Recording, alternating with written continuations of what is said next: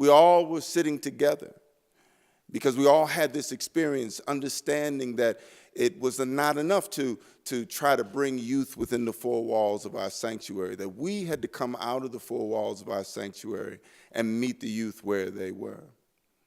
And so we started to walk collectively in the Four Corners area of Dorchester on Friday nights, on Saturday nights, or anytime there was a crisis that occurred. And as we walked, we decided to listen and not preach. And it was something that I learned about that piece. First of all, that it was incredibly hard for Baptist preachers to listen and not preach.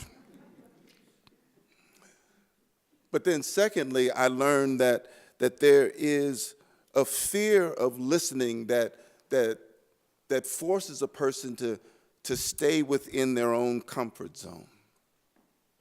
And once you're able to live with that fear and step out on faith, if you will, you can consider possibilities that you hadn't even imagined. And it begins to force change. Listening also forces you to look inside yourself and to see the blind spots that you may have.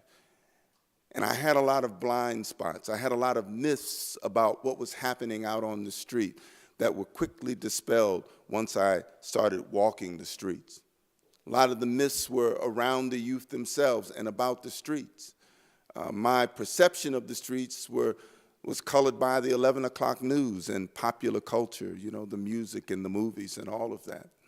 But as I started talking with the youth and they started talking with me and building relationships with me, all of that started to melt away.